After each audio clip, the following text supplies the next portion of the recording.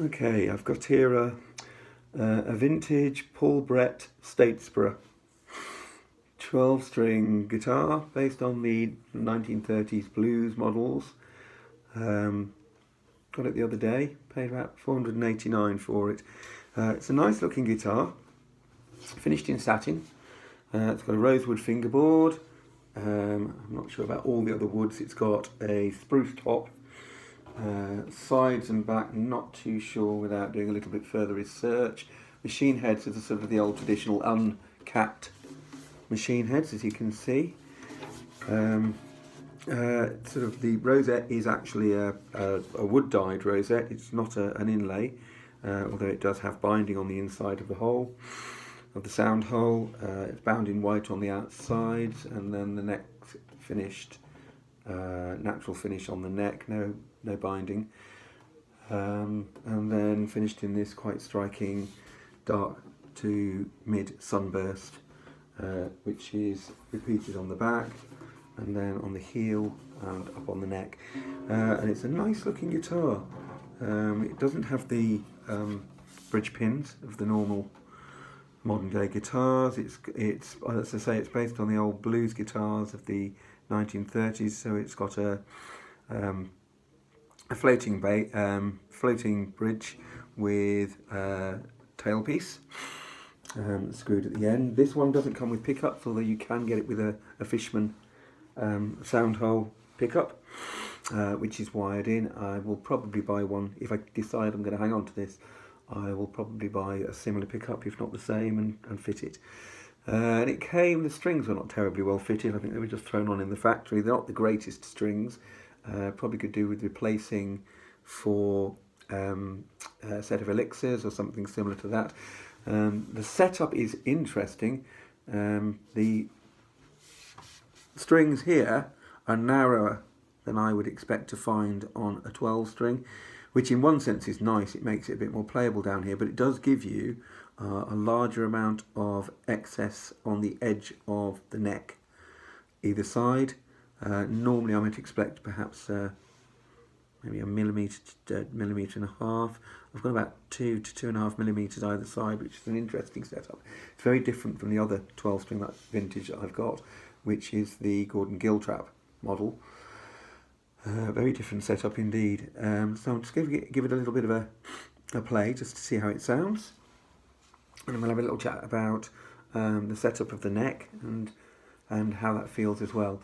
I've tuned it down to C as opposed to the standard concert tuning of E, because one, it takes the strain off the neck. It also, for 12 strings, tends to give it a nicer, deeper sound, which is something that Paul Brett, I know, does with a lot of the 12 strings he plays, and it's something he recommends and I think is a good idea. It actually gives it a slightly more body, a bit more depth. So here's how it sounds.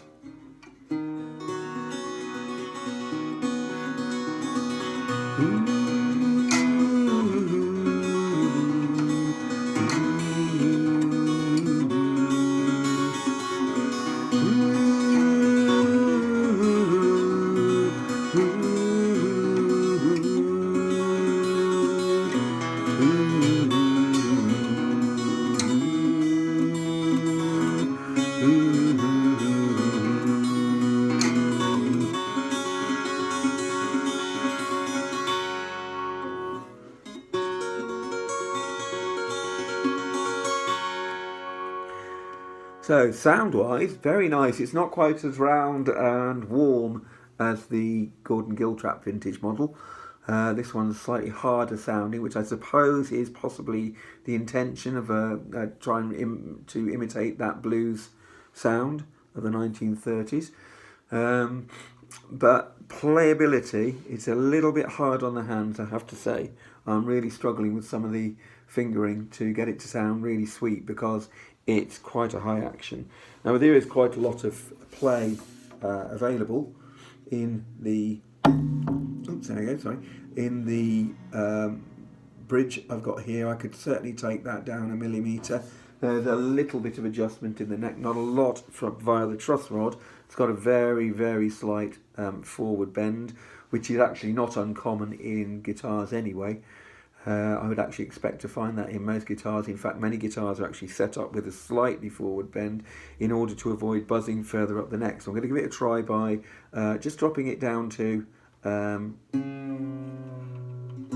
well, this will be a B flat.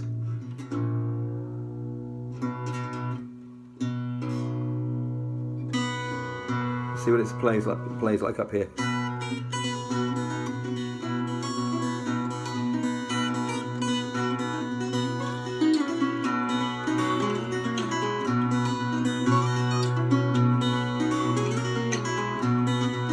Traveling fast through the motorway, madness, so see the horizon embracing the sky.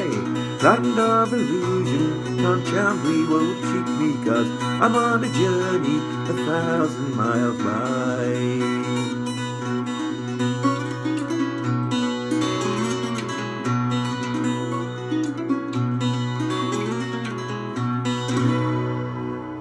It's very nice. It's a lovely sounding guitar. Again, I'm having to work very hard up here to keep the sustain on the chords because it really is quite a battle.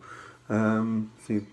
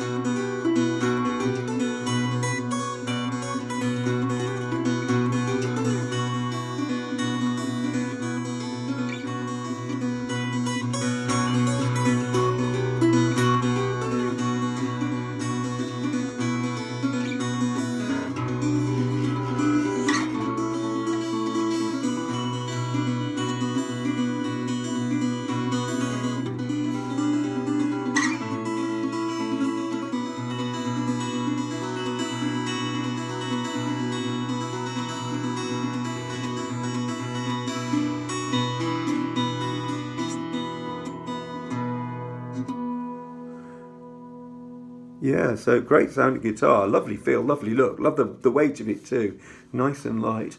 My only concern is the action really does need a bit more setting up. It's a shame that they don't spend a bit more time on setting them up before they come from the factory.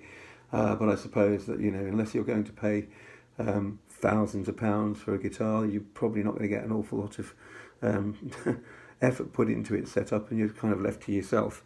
So yeah, nice guitar though, like it. I had it standing on the stand in this room here, our front room, and somebody walked in, a friend walked in and said, "Oh, really like the look of that guitar," and I do. I like the slim profile of the sound box.